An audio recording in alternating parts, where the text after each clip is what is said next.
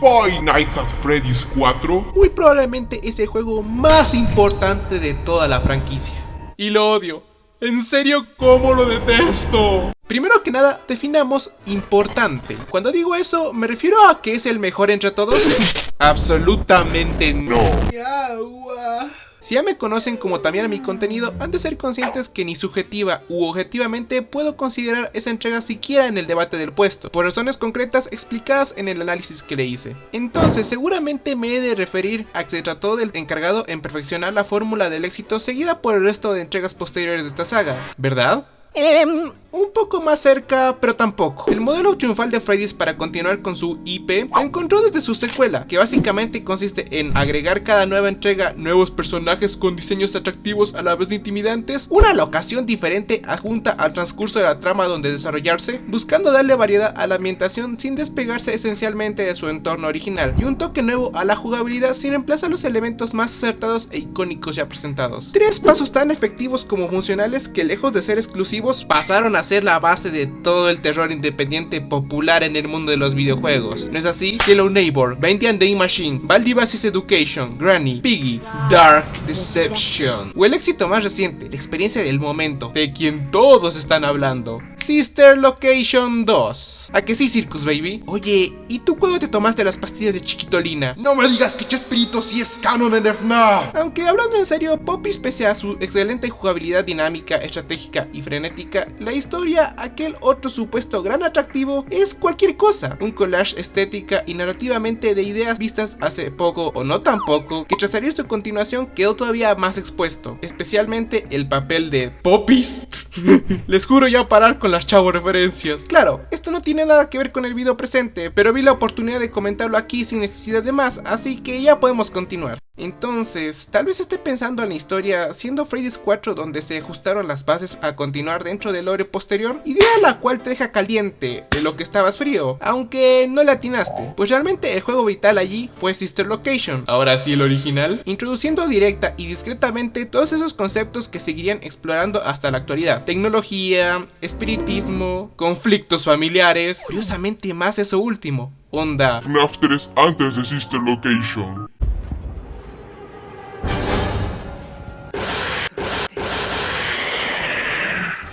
Ni siquiera sé quién eres. FNAF 3 después de Sister Location. Ríndete, Buzz Lightyear. Te he vencido. No me rendiré. Tú mataste a mi padre. No, Buzz. Yo soy tu padre.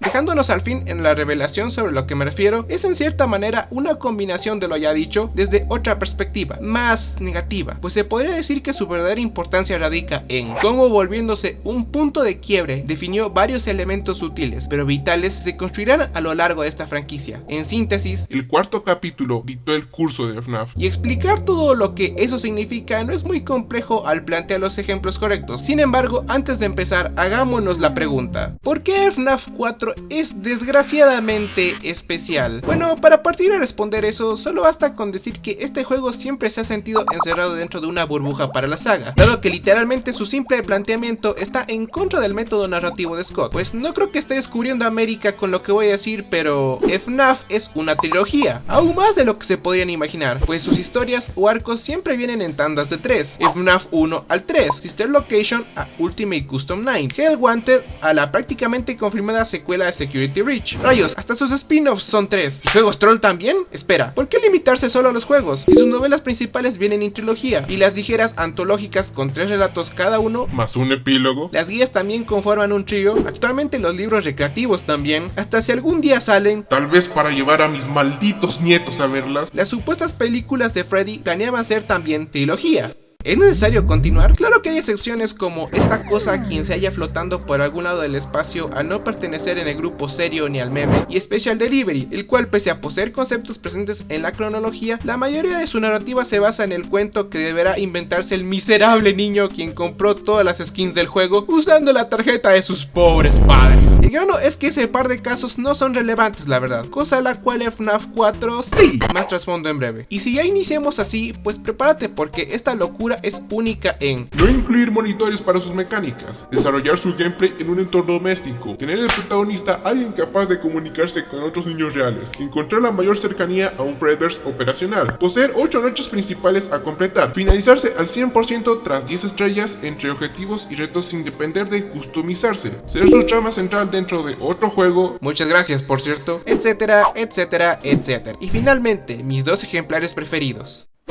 Este es entre todos los FNAFs el más singular en premisa, porque no presenta como villano a William Afton. Ojito, villano, no antagonista, pues los mismos a visión del jugador siempre han sido los robots, sin embargo, nunca siendo movidos exclusivamente por maldad o el deseo de hacernos daño específicamente a nosotros. Bueno, no estoy del todo seguro si es así en Security Breach todavía, pero sino más sus ataques nacieron por la continua confusión, desesperación y opresión que atraviesan, incluso a veces causa de su programación, o en el caso de las pesadillas, pues por ser pesadillas, onda, incluso siendo reales seguirían teniendo ese trabajo. No hay de otra. Pero regresando al tema, mientras en entregas anteriores y posteriores te dejaban de manera implícita cómo las acciones de Afton eran la fuente del conflicto mediante notas, menciones e insinuaciones, o de forma explícita con él literalmente apareciendo como, abro comillas, la amenaza principal, cierro comillas, aquí nah. Está tan de fondo que su único rastro real dentro del título es un sprite que dura en la pantalla como por...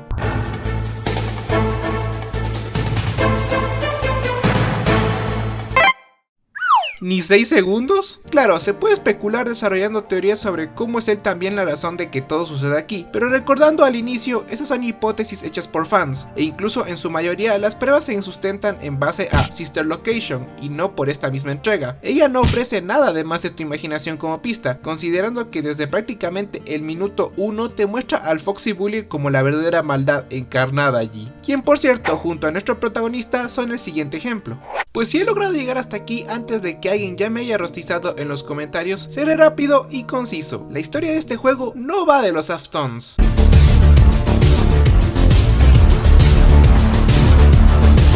Ya, onda sí, pero mejor dicho no, me aclaro. Al igual que el tema del morado, aquí la identidad de los menores protagónicos nunca es insinuada como algo importante o interesante siquiera. Es nuevamente gracias a Sister Location y cierto libro chistosito que podemos asumirlas, pero por parte como tal de esta cosa, pues solo tenemos abusador zorra y pibe quejica. ¿Y qué creen? Sincerándome, esto me gustaba. En su tiempo que esos dos no tuvieran identidad era conjunto a los niños y el hombre morado clásico una perfecta presentación para quienes no eran personajes sino metáforas, pues parte del vínculo emocional que formábamos los fans con la historia inicial mediante la empatía era que cada uno podía ser alguien para nosotros, una mala persona de nuestro entorno, parte de tu familia, cualquier dúo quien ha quebrado su relación que conocieses, el Diego y el Mati, el Santi y el Juan, Bob y Patri, no, ellos son amigos para siempre y por siempre las...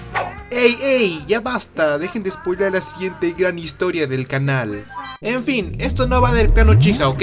De hecho, fui inexacto antes, ya que eso de enterarnos de sus nombres tal vez pasó con Michael, pero si hablamos de Yoron, pues lo más probable es que sea Evan. Algunos le conocen como Norman, otros lo llaman Joseph, e incluso en un comentario tuve la extraordinaria experiencia de toparme con quien lo llamaba Christopher, Christian en doblaje latino. Y saben, como ese nombre le queda facha y ni Scott ha de estar seguro en este punto sobre cuál es el real, de ahora en adelante será así para mí. Como no puede dejarse sin combinar con el resto de su prole, tengo la desgracia de presentarles a... Miguel, Isabel y Guillermo, todos juntos conformando la familia Alfonso.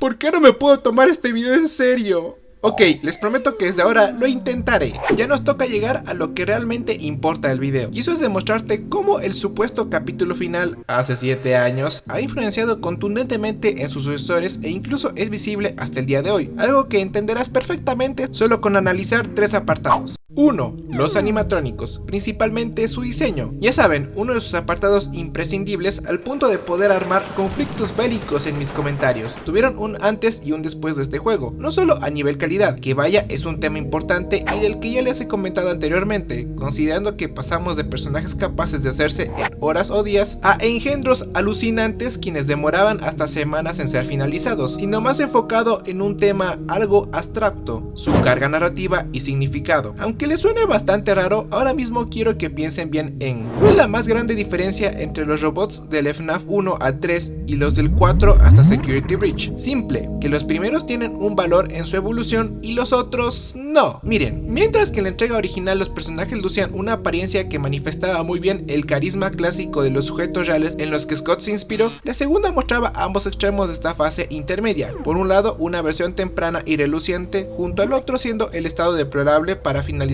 con la tercera, donde ya llegan al final de su ciclo portando su imagen más acabada sin camino para restaurarse, formando sutil pero efectivamente una línea progresiva que cubre todas las etapas por las que atraviesa un objeto en su vida útil. La novedad, el acentuamiento, el desgaste y finalmente el obsoleto. Un avance que les da un sentido más allá del peso entregado por la historia, quien se encarga de otorgarles una justificación a esos cambios mediante estancias de tiempo o eventos definidos, mientras que los Nightmares en adelante ya no, pues como el señor Cauron tenía en mente solo dividir este progreso en 3 partes, cuando llegó el momento a hacer la cuarta, tuvo que empezar a necesitar verdaderamente temáticas para continuar. Bueno, antes ya supuestamente las tenía, pero eran más marcas diferenciales que todo un reglamento a seguir. No por nada los juguetes no eran literalmente Kenzie Barbies, ni los fantasmas unas mantas blancas flotantes, haciendo que las generaciones posteriores, al mantenerse fuera de esta línea progresiva, empiecen a depender bastante de su tópico para tener personalidad, volviéndose variaciones de los monigotes centrales en lugar de parte suya. Claro, aún con un peso narrativo que los justifique, como ser los mayores miedos de un niño específico a las creaciones de un retorcido inventor, pero también llevando significados conceptuales que se reducen a somos afilados porque los monstruos tienen muchos dientes o somos blancos porque los payasos son pálidos. 1000 sobre 10. Si les soy honesto, esto a mí no me pareció un problema realmente, pues siguiendo el curso natural en algún punto hubiera tenido que suceder este cambio de pensamiento inevitable, pero considerando que la franquicia inició en 2014 y ya empezó con esta necesidad desde 2015, siento que tal vez pudo retrasarlo un poco más, no lo sé, generando lenta pero contundentemente la estandarización sobre este pésimo pensamiento de que los animatrónicos cada vez más dependan de su apariencia atractiva en lugar de lo que simbolice. No por nada, esta es considerada la imagen literalmente más icónica de todo FNAF, ni siquiera oficial, al ser un perfecto reflejo de todo lo dicho inicialmente sobre el valor de su evolución lineal, tomando en cuenta que si la volviéramos a hacer con personajes como estos, no tendría ni la mitad de su encanto, ya que entre ambos lados no hay ninguna clase de conexión ideal. Diablos, ni con estos otros, quienes son textualmente los mismos seres, se siente el vínculo. En resumen, los Nightmares son los Withered, pero más los clásicos, y Freddy Krueger. los Fontaine son los clásicos, pero más los Toys, celebrando El día del payaso. y los Glamrock son los Toys, pero más... ¿Tú no mete cabras aramambiche?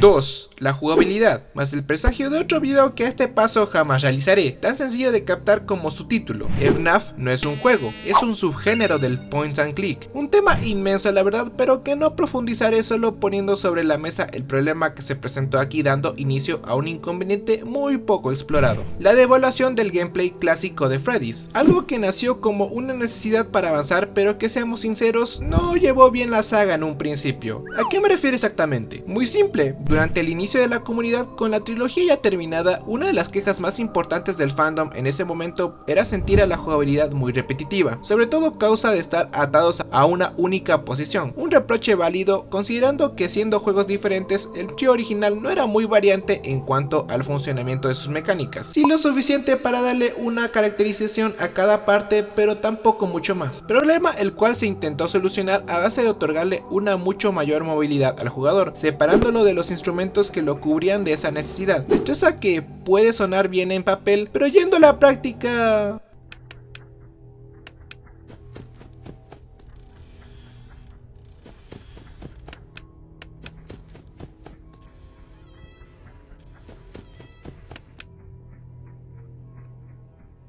se enfocó tanto en un solo sentido, la audición, que redujo la participación de tacto y vista al punto de ser posible pasarse las noches sin ver absolutamente nada, cosa que aunque técnicamente sí se puede hacer con otros juegos, nunca había sido tan accesible, no solo simplificando bastante los patrones o dinámicas que seguimos durante la noche, irónicamente dejándolas igual de cíclicas, sino también limitando sus propios elementos visuales al ser prácticamente innecesarios, siendo eso último lo que más repercutió en las próximas entregas como SL FFPL o Freddy Fazbear Pizzeria Simulator, donde volvieron a recurrir bastante a la audición, dejando muchos tramos de las noches con pasillooscuro.jpg, rendijaoscura.png, oscuridadabsoluta.mp4. Y no fue hasta UCN donde finalmente se le volvió a dar la atención central al apartado, para que más tarde Hell Wanted y Security Breach adaptaran de mejor manera la jugabilidad clásica a la mayor movilidad en torno al 3D. Sin embargo, pienso que probablemente el problema real de esto fue que tomar la iniciativa del cambio en ese momento, no evolucionando de una manera más parecida a lo sucedido con la noche definitiva, para por lo contrario decidir irse por el lado de la movilidad, de cierta manera devaluó o hizo verse inferior a la jugabilidad tradicional, arrastrando que parte de los fans insistieran en tener un juego con movilidad libre, cosa que al final sí llegó, rechazando de manera injustificada muchas veces anteriores propuestas por no dar este paso, etiquetándolas de estancadas, acusación errónea si revisamos el terreno de Fangames u otros juegos independientes fuertemente inspirados en estas partes, quienes demostraron efectivamente la capacidad de poder hacer evolucionar esas mecánicas,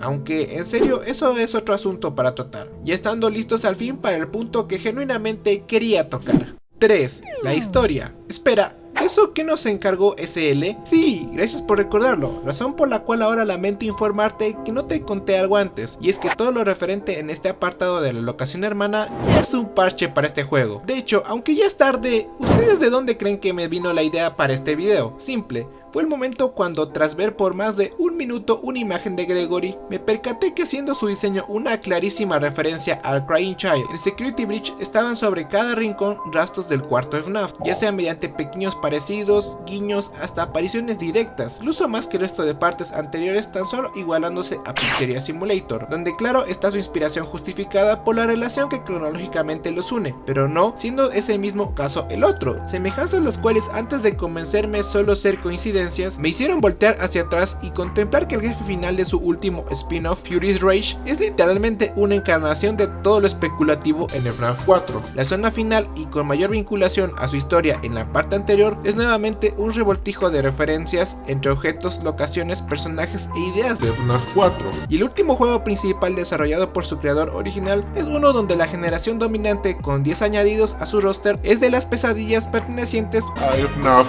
4. Bueno, creo que entendieron mi punto, ¿no? La cuarta parte se volvió y es hasta ahora la base de esta historia. Irónicamente, quien es una burbuja aislada del resto se convirtió en la semilla para absolutamente todo lo venidero después. Solo piénsenlo. ¿Cuántos misterios como la identidad de estos chicos, el contexto de su entorno, lo posterior a su desenlace o el legado que dejó su trama ha sido explorado y revelado con el pasar de los años? Mientras que en comparación, vean cómo incógnitas de la trilogía original fueron relegadas al olvido con juegos sin interés en tratarlas, más libros quienes dejan respuestas a medias sobre ella. ¿Qué le sucedió al cuerpo del hombre del teléfono? ¿Cuál es la verdadera naturaleza de Golden? ¿Quién demonios recibió la mordida del 87? ¿Por qué y cómo William utilizó el traje durante esa semana? ¿Cuál es la diferencia entre Puppet y el resto para ser la única con capacidad de otorgar vida? ¿Quién demonios son los Shadow y cuál es su razón para atacarnos o ayudarnos? ¿Cuál fue la naturaleza del incendio que terminó con la atracción? ¿Qué sucedió con Fazbear durante ese enorme intervalo de tiempo y tiene relación a quienes organizaron a Fright?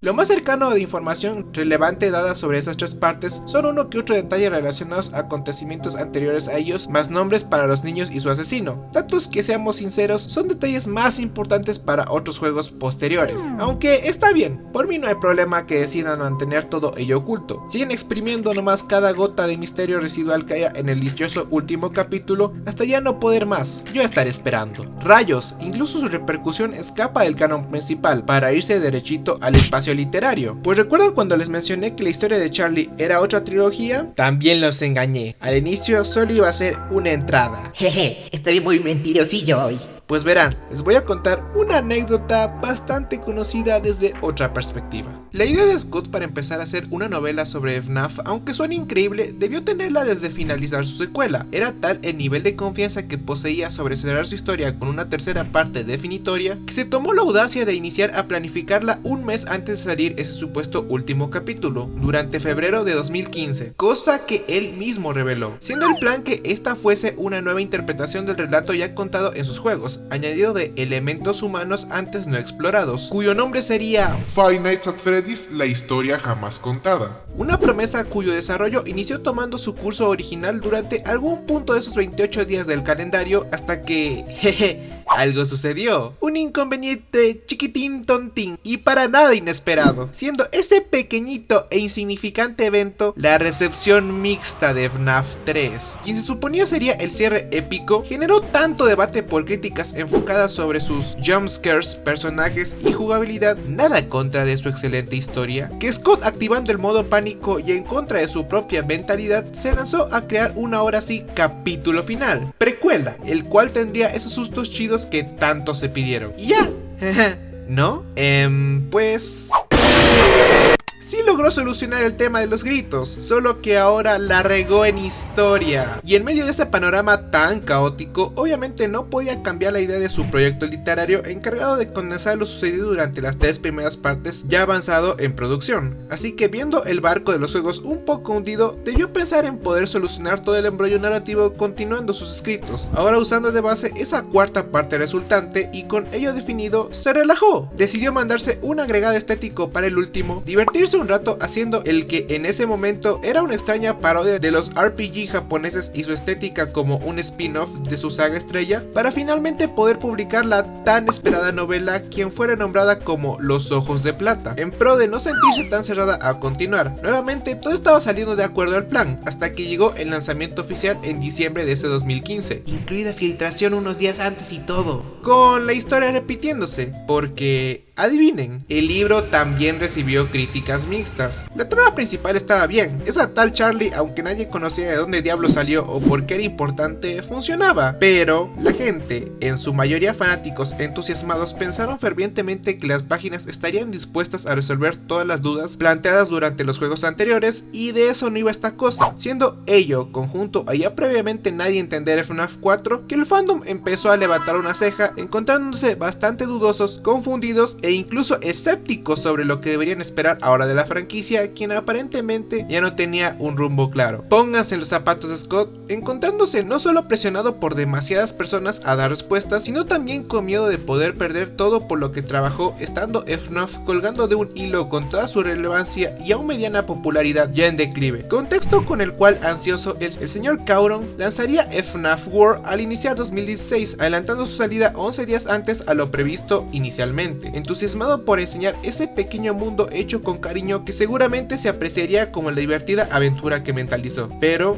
desgraciadamente en ese momento prácticamente nadie aceptaría. Para quienes estén viendo esto y piensen que la peor época de esta franquicia fue de 2017 a 2019 por mantener un muy bajo perfil en general, no tienen idea del nivel tan decadente al que llegó FNAF durante los 7 meses desde que se finalizó la cuarta entrega hasta cerrarse la segunda actualización de World. Muchos piensan que de hecho ese último fue el responsable total de casi matar a la saga, incluido el mismo Scott, cuando en realidad solo fue una última gota del vaso ya lleno de diferentes decisiones cuestionables en las que se vio involucrado Freddy, siendo, como lo repito, la piedra angular del asunto todo lo relacionado a su cuarta entrega. Una vez ya pasada la mala racha y FNAF habiendo sido abandonado por muchísima gente, su creador tenía que, independientemente al plan, retomar el medio principal si no pensaba ver a su creación morir, pero para ello sabía que debía hallar un nuevo rumbo que refrescara lo ya visto, siendo ese estilo una ciencia ficción mucho más clásica, la cual no solamente decidió aplicar sobre su siguiente entrega interactiva, sino también a la literaria, una probablemente puesta en pausa debido al revuelo por el que atravesó para no mucho antes de salir Sister Location ser retomada, explicando ese espacio de tiempo tan grande que hay entre ella y su precuela en comparación de lo que sucedería después en la continuación, alterando la idea original que de hecho aún sigue siendo posible de apreciar al inicio de ese segundo capítulo, con Charlie siendo acosada por sus antagónicas pesadillas, dando un giro de 180 grados cuando se tratasen de robots reales, quienes se volverían el punto central del nombrado The Twisted Ones, cuya portada irónicamente aún conservaría a la pesadilla principal en la cual debió haberse inspirado. Ok,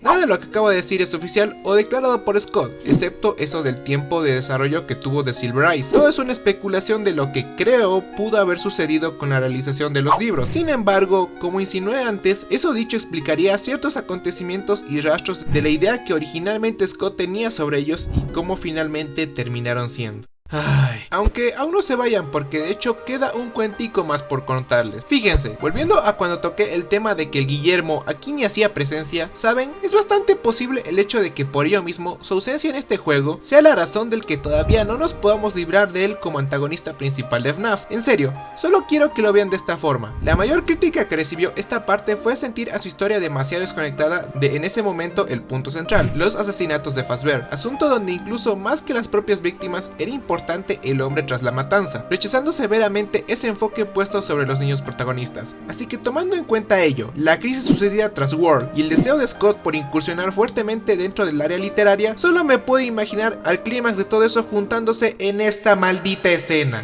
No puede ser, esos malagradecidos de mis fans se han quejado de no incluir al morado en el 4 y después se quejaron de cómo es que me quejo yo de ellos en el World. No se conforman con nada. Ah, pero ya sé cómo complacerlos, jejeje. Si lo que quieren es al William, el William es lo que tendrán. De ahora en adelante no saldrá de cada cosa que saquemos ese malnacido. De hecho, nunca dije si se murió completamente tras el incendio, ni tampoco si poseyó al traje después de que lo atrapara. Van a verlo, volver levantándose como un tirano para que lo quemen de nuevo y siga regresando sin piedad. Será efectivo en ellos hasta que en poco tiempo se vuelva de los villanos más respetados como temidos en la historia del videojuego. Ay, pero me quedé con ganas de escribir sobre hermanos distanciándose.